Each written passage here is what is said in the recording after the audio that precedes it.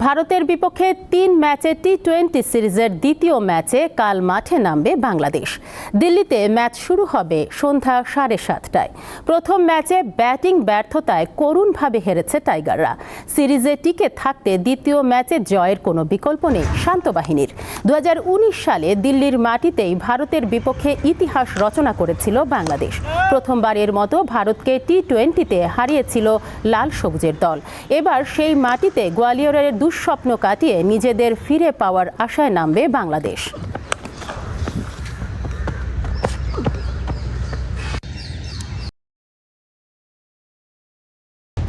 স্বাগত দীপ্ত সংবাদে আপনাদের সাথে আছে আমি তানিয়া আফরিন। শুরুতেই জানাবো সংবাদ শিরোনাম।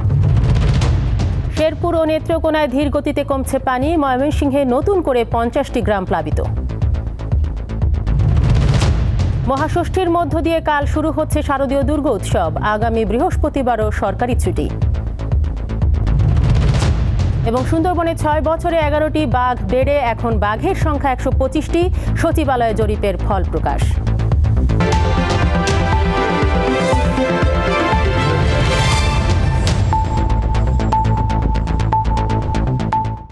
দেখছিলেন শিরোনাম, এবারে পুরো খবর। শেরপুর ও নেত্রকোনায় ধীর গতিতে কমছে বন্যার পানি, তবে ময়মনসিংহের পরিস্থিতি অবনতি হয়েছে। দুর্ভোগ পোহাচ্ছেন পানিবন্দী প্রায় 2 লাখ মানুষ। ময়মনসিংহের হালুয়াঘাট, ধোবাউড়া ও ফুলপুর উপজেলায় সকাল থেকে থেমে থেমে বৃষ্টি হচ্ছে। দুর্গতদের মাঝে শুকনো খাবার ও বিশুদ্ধ পানির চরম সংকট দেখা দিয়েছে। এদিকে সোমবার থেকে সীমান্তবর্তী 5টি ইউনিয়নে পানি নামতে শুরু করলেও এই পানি নেমে ভাটির দিকে নতুন করে প্লাবিত হয়েছে আরও অন্তত 50টির মতো গ্রাম। উপজেলার প্রাথমিক বিদ্যালয়, মাধ্যমিক বিদ্যালয়গুলোকে আশ্রয় কেন্দ্র হিসেবে ঘোষণা করা হয়েছে। আশ্রয় কেন্দ্রগুলোতে এখন আশ্রয় নিয়েছে নারী ও শিশুসহ 2000 মানুষ। 3 উপজেলায় 63 মেট্রিক টন চাল ও নগদ 7 লাখ টাকা সহায়তা দেওয়া হয়েছে।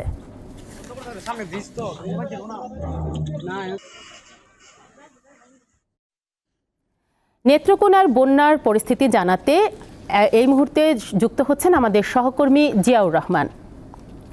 জিয়া, নেত্রকোনায় নদীর পানি কি এখনো বিপদসীমার ওপর দিয়ে বইছে? পাশাপাশি জানাবেন জেলায় ত্রাণ সহায়তা ঠিকমতো পৌঁছাচ্ছে কিনা।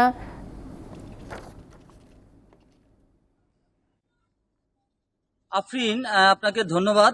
নেত্রকোনার সর্বশেষ যে বন্যা পরিস্থিতি সেটি হচ্ছে নেত্রকোনার যে প্রধান নদ নদীগুলো রয়েছে এর মধ্যে সোমেশ্বরী, কংস, উবধাকালী এবং ধনু নদ, এসব নদীর পানি কিন্তু গত 2 দিন ধরেই ধীর গতিতে কমতে শুরু করেছে। এর মধ্যে উবধাকালী যে নদীটি রয়েছে সেটি একেবারেই ভারতের মেঘালয় সংলগ্ন। এই নদীর পানি যদিও কমছে, তারপরও আজকে সর্বশেষ আমরা যে তথ্যটি পেয়েছি সেই তথ্য মোতাবেক আমাদেরকে পানি উন্নয়ন বোর্ডের নির্বাহী প্রকৌশলী জানিয়েছেন যে উবধাকালী নদীর পানি কিন্তু এখনো বিপদসীমার 23 সেন্টিমিটার উপর দিয়ে প্রবাহিত হচ্ছে।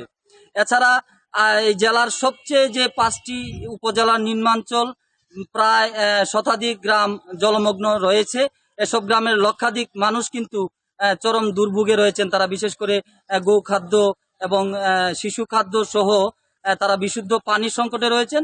তো জেলা প্রশাসক বনানী বিশ্বাস আমাদেরকে যেমনটি জানিয়েছেন যে সরকারের পক্ষ থেকে যত ধরনের সহযোগিতা করা দরকার তারা কিন্তু যতক্ষণ না পর্যন্ত এই পানি কমে যাচ্ছে কিংবা এই যে বন্যা কবলিত এলাকার মানুষ যতক্ষণ না পর্যন্ত তারা স্বাভাবিক জীবনে ফিরে আসছে ততক্ষণ পর্যন্ত কিন্তু সরকারি সব ধরনের সহযোগিতা চালিয়ে যাবেন, তিনি আমাদেরকে এমনটি জানিয়েছেন।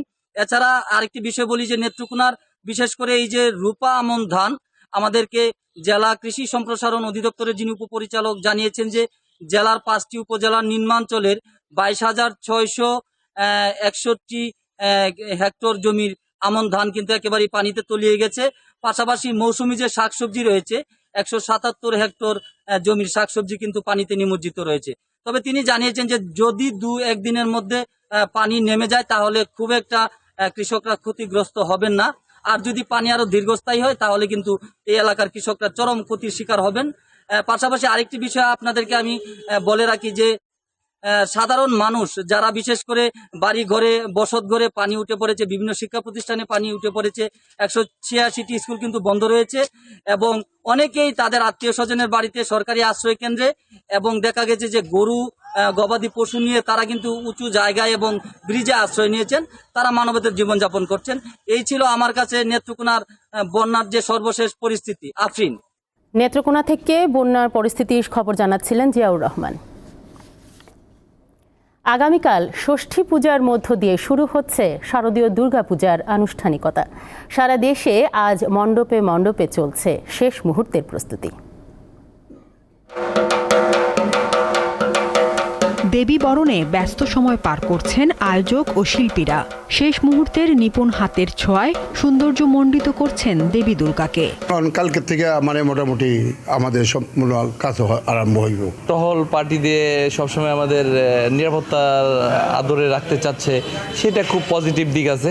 মানুষের হাতে হইলো পয়সা একটু কম এই হইলো সমস্যা। বৃষ্টিপাত হচ্ছে তো সে কারণে কাস্টমারের আনাগোনা কম। আমরা আশাবাদী আর কি, যার হয়তো 2-4 দিন বেচাকিনি হবে। এবার মানিকগঞ্জে 513টি পূজা মণ্ডপে দুর্গাপূজার আয়োজন করা হয়েছে। নিরাপত্তা নিশ্চিতে পুলিশের প্রায় 600 সদস্য কাজ করবেন।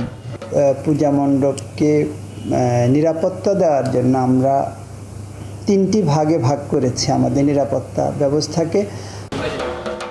কুমিল্লায় বন্যা দুর্গত এলাকায় কমে গেছে পূজা উদযাপনের সংখ্যা। এবছর 760টি মণ্ডপে দুর্গাপূজা অনুষ্ঠিত হচ্ছে। প্রস্তুতিটা ছিল, বন্যার কারণে তাদের বাড়ি ঘর বা অনেক কিছু নষ্ট হয়ে গেছে। শুধুমাত্র যে পূজার নিয়ম কাউন্টটা হচ্ছে আর কি। এটাই শহরে হলো সার্বজনীন পূজা হয় কিছু, আর গ্রামে যা পূজা হয় এটি ব্যক্তিগত পূজা। তো এই বন্যার কারণে ক্ষয়ক্ষতির কারণে কিন্তু পূজাগুলি কমে গেছে। যশোরে 8টি উপজেলায় 656টি মণ্ডপে অনুষ্ঠিত হচ্ছে শারদীয় দুর্গা উৎসব। সব প্রস্তুতি শেষ করেছেন সনাতন ধর্মাবলম্বীরা। কেনাকাটা প্রায় শেষ হয়ে আসছে, এখন আমরা সবাই মিলে এক জায়গায় হব, তো সব মিলাই ঠাকুর অনেক সুন্দর হয়েছে।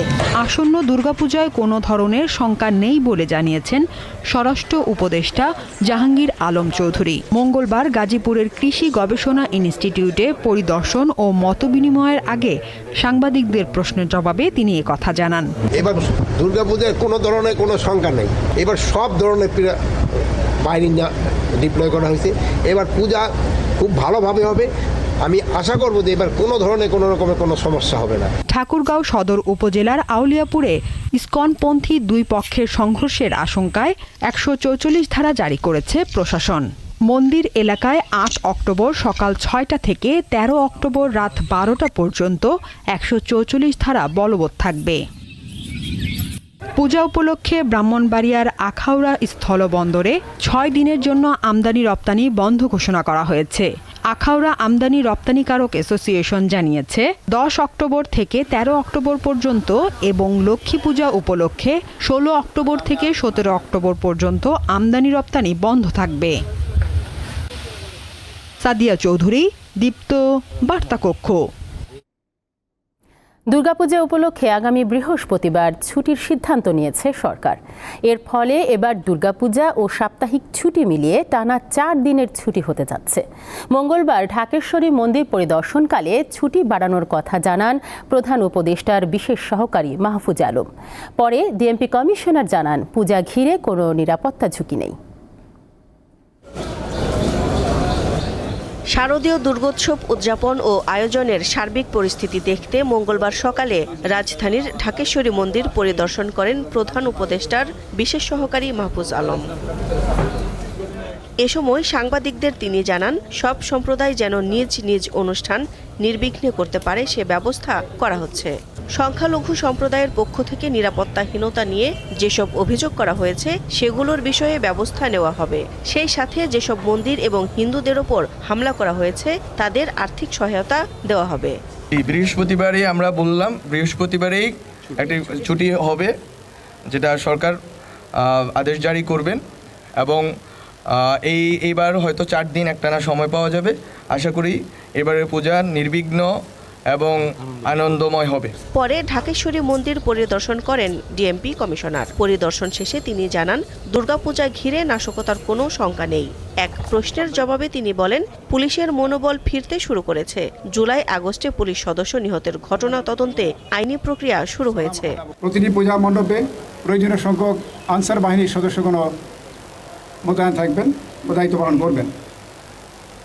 একই সাথে আমাদের সশস্ত্র বাহিনীর সদস্যগণ সহ র্যাব ফোর্সের সদস্যরাও তাদের টহল কার্যক্রম এবং অন্যান্য যে নিরাপত্তামূলক কার্যক্রম করবেন। সরকারের এসব পদক্ষেপ নিয়ে সন্তোষ প্রকাশ করেছে বাংলাদেশ পূজা উদযাপন পরিষদ ও সার্বজনীন পূজা কমিটি।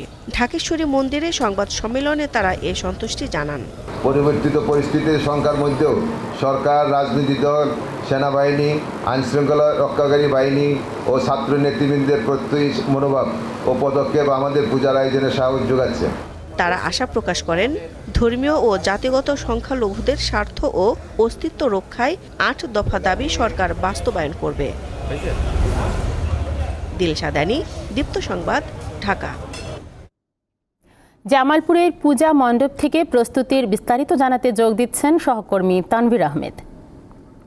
তানভীর, জামালপুরে এবার কতটি মণ্ডপে পূজা অনুষ্ঠিত হতে যাচ্ছে, পাশাপাশি জানাবেন পূজার শেষ মুহূর্তের প্রস্তুতি কি পর্যায়ে রয়েছে?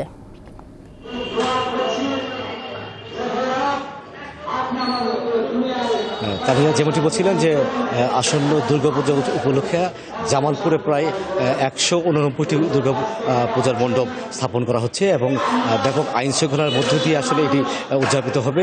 পাশাপাশি আজকে আমরা দেখেছি প্রত্যেকটি মন্দিরে ঘুরেছি এবং যেখানে পূজা মণ্ডপ হবে সেখানে দেখেছি যে প্রায় শেষ পর্যায়ে ইতিমধ্যেই তারা পূজা মণ্ডপের কাছেই তারা তাদের নতুন যে দেবী দুর্গার যে মূর্তি সেটি রেখেছে এবং শুধু বাকি রয়েছে দেবী দুর্গার যে ত্রিশূলটি রয়েছে সেটি।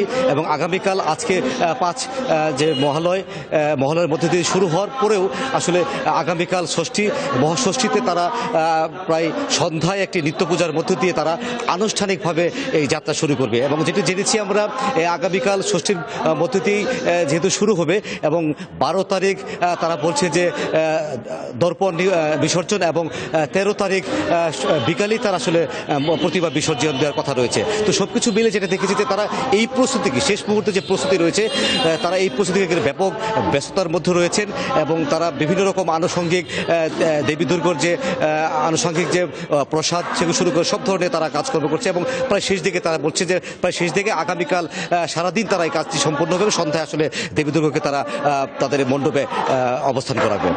তানিয়া, জামালপুর থেকে দুর্গাপূজার প্রস্তুতির খবর জানাচ্ছিলেন তানভীর আহমেদ। জাতীয় পার্টির চেয়ারম্যান ডিএম কাদের ও সভাপতি মণ্ডলীর সদস্য শরীফা কাদেরের বিরুদ্ধে মামলার প্রতিবাদে বিক্ষোভ সমাবেশ ও মিছিল করেছে দলটির নেতাকর্মীরা। মঙ্গলবার রাজধানীর কাকরাইলে জাতীয় পার্টির কেন্দ্রীয় কার্যালয়ের সামনে এই বিক্ষোভ সমাবেশ অনুষ্ঠিত হয়।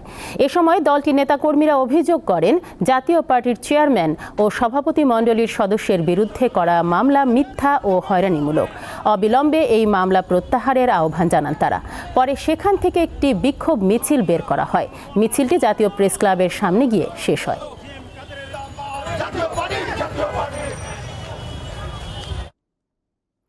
সুন্দরবনের বাংলাদেশ অংশে বাঘের সংখ্যা বেড়ে হয়েছে ১২৫টি। ২০১৮ সালে এ সংখ্যা ছিল ১১৪টি। ২০২৩-২৪ সালে বাঘ জরিপে এ তথ্য উঠে এসেছে।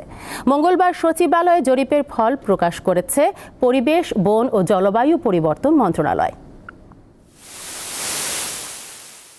রয়্যাল বেঙ্গল টাইগার সুন্দরবনের বাঘ হিসাবে পৃথিবী জুড়ে যার পরিচিতি। বিশ্ব ঐতিহ্যে এ ম্যানগ্রোভ বনের অন্যতম আকর্ষণ ও ডোরাকাটা জাতীয় এ পশুটি। তবে দুঃখের বিষয়, জলবায়ু পরিবর্তন, সমুদ্রপৃষ্ঠের উচ্চতা বৃদ্ধি ও আবাসস্থল ধ্বংসের ঝুঁকিতে থাকায় কমছে এ প্রাণীর সংখ্যা।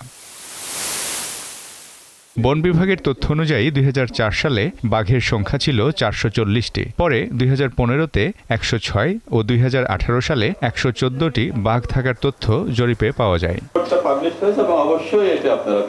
২০১৩ সালের জানুয়ারি থেকে ২০২৪ সালের মার্চ পর্যন্ত একটি জরিপ চালায় বন বিভাগ। এতে সুন্দরবনের সাতক্ষীরা, খুলনা, চাঁদপাই ও শরণখোলা এলাকার ৬০৫টি গ্রিডে স্বয়ংক্রিয় ক্যামেরা বসিয়ে বাঘের তথ্য নেওয়া হয়। মঙ্গলবার সচিবালয়ে জরিপের তথ্য প্রকাশ করে বন, পরিবেশ ও জলবায়ু পরিবর্তন মন্ত্রণালয়। সার্বিক বিচার বিশ্লেষণে ২০২৩-২৪ সালে সুন্দরবনে পরিচালিত বাঘ জরিপে বাঘের সংখ্যা ১২৫টি পাওয়া যায় এবং প্রতি ১০০ বর্গ কিলোমিটার বনে বাঘের ঘনত্ব পাওয়া যায় ২.৬৪। 2018 সালের তুলনায় 2024 সালে সুন্দরবনে বাঘের সংখ্যা 9.65% বৃদ্ধি পেয়েছে এবং 2015 সালের তুলনায় বাঘের সংখ্যা 17.92% বৃদ্ধি পেয়েছে। ব্রিফিংয়ে বাঘের সংখ্যা বৃদ্ধির কারণও জানানো হয়। 53.52% এলাকাকে সুন্দরবনের রক্ষিত এলাকা ঘোষণা করেছে। সেখানে সকল ধরনের বনজ সম্পদ আহরণ নিষিদ্ধ করা হয়েছে। বাঘ মানুষের দ্বন্দ্ব এড়াতে চতুর্পাশে 60 কিলোমিটার দীর্ঘ নাইলনের ফেন্সিং তৈরি করা হচ্ছে। এক প্রশ্নের জবাবে উপদেষ্টা জানান, সুন্দরবনে রামপাল বিদ্যুৎ কেন্দ্রের হুমকি এখনো রয়েছে। এতে বায়ু দূষণের মাত্রা খতিয়ে দেখতে নিরপেক্ষ তদন্ত কমিটি করা হবে। বনের ভেতরে রিসোর্ট ব্যবসা অর্থাৎ পর্যটনকে একটা নিয়মের মধ্যেও আনা হবে। আমরা সুন্দরবনে পর্যটনটাকে কি করে একটা নিয়মের মধ্যে আনা যায় করে ফেলবো। মিজানুর রহমান, দীপ্ত সংবাদ, ঢাকা। এবারে কেওয়াই স্টিল চট্টগ্রাম সংবাদ।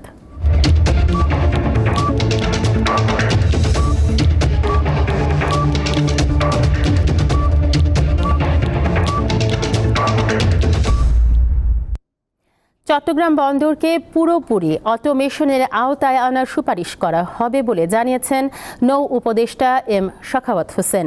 চট্টগ্রামে 3 দিনের সফর শেষে দিনে আজ সকালে বে টার্মিনাল সহ বন্দরের অন্যান্য টার্মিনাল পরিদর্শন করেন নৌ উপদেষ্টা। এ সময় তিনি বন্দরের বিভিন্ন চলমান প্রকল্প ঘুরে দেখেন। পরিদর্শন শেষে সাংবাদিকদের তিনি বলেন, সকলের সহযোগিতা নিয়ে বন্দরকে গতিশীল করা হবে। সকল দুর্নীতির খবর তার কাছে আছে দাবি করে নৌ উপদেষ্টা বলেন, তদন্ত করে দোষীদের বিচারের আওতায় আনা হবে।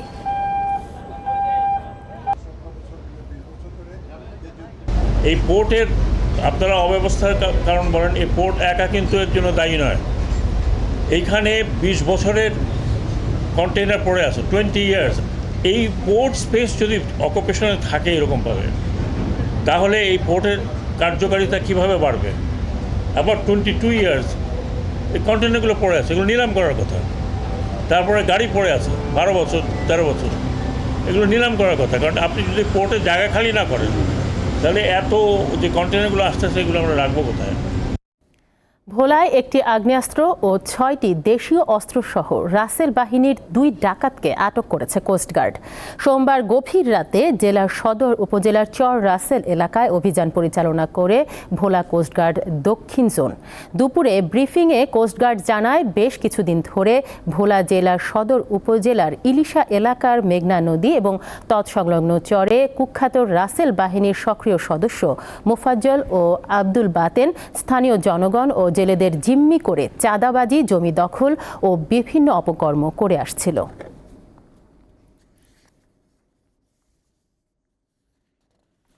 আশুলিয়ায় কাজী ফার্মসের পাইকারি বিক্রয় কেন্দ্রে আকস্মিক অভিযান চালিয়েছে জাতীয় ভোক্তা অধিকার সংরক্ষণ অধিদপ্তর, প্রাণী সম্পদ অধিদপ্তর ও আশুলিয়া থানা পুলিশের একটি যৌথ দল। সোমবার বিকেল 3:30টায় এ অভিযান চালানো হয়। অভিযান পরিচালনাকারীরা বিক্রয় কেন্দ্রের সার্বিক কার্যক্রম ও বিক্রয়ের রেকর্ড পরীক্ষা করেন এবং কাজী ফার্মসের বিক্রয় প্রতিনিধিদের সাথে কথা বলেন। তারা দেখেছেন কাজী ফার্মস সরকার ঘোষিত সর্বোচ্চ দামের মধ্যেই ডিম বিক্রি করছে। অভিযান পরিচালনাকারীরা কোনো অনিয়ম বা অনৈতিক কার্যক্রমের প্রমাণ পায়নি। আশুলিয়া পাইকারি বিক্রয় কেন্দ্রে প্রতিদিন 4 লাখ ডিম আসে, যা একই দিনে বিক্রি হয়ে যায়। সাম্প্রতিক সময়ে বিভিন্ন মহল কাজী ফার্মসের বিরুদ্ধে ডিম সিন্ডিকেট গড়ার অভিযোগ তোলে। শুরু থেকে কাজী ফার্মস এবং অন্যান্য ডিম উৎপাদনকারী প্রতিষ্ঠান দৃঢ়ভাবে এই অভিযোগ অস্বীকার করে আসছে। পরে কোনো প্রকার জরিমানা নির্ধারণ ছাড়াই অভিযান শেষ করে ভোক্তা অধিকার ও প্রাণী সম্পদ অধিদপ্তর এবং আশুলিয়া থানা পুলিশের যৌথ দল। কাজী ফার্মের যিনি এখানে দায়িত্বরত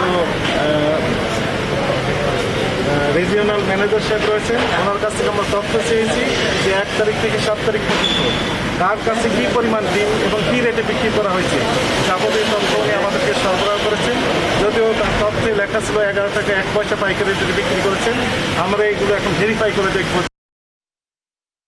8 বছর শেষে 9 পদার্পণ করল দীপ্ত টিভির ডে কেয়ার সেন্টার।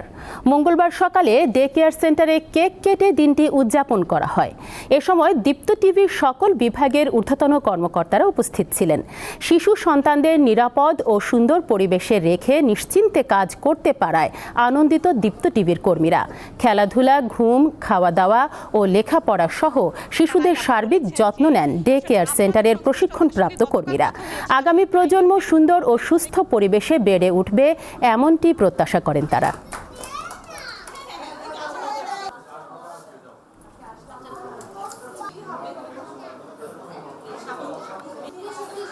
পদার্থবিজ্ঞানে এ বছর নোবেল পুরস্কার পেলেন মার্কিন বিজ্ঞানী জন জে হোপফিল্ড এবং কানাডার বিজ্ঞানী জিওফ্রে হিন্টন।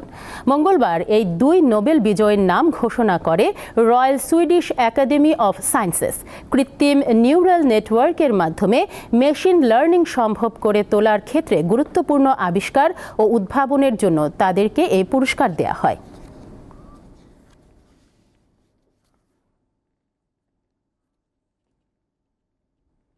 খেলার খবর।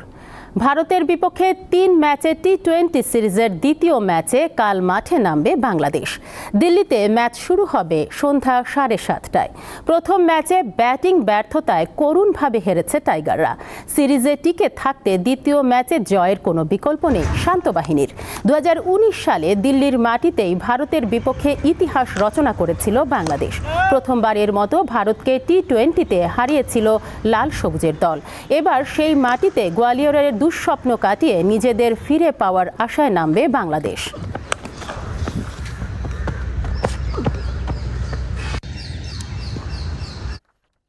শেষ করব দীপ্ত সংবাদ, তবে যাবার আগে সংবাদ শিরোনামগুলো জানাবো আরও একবার।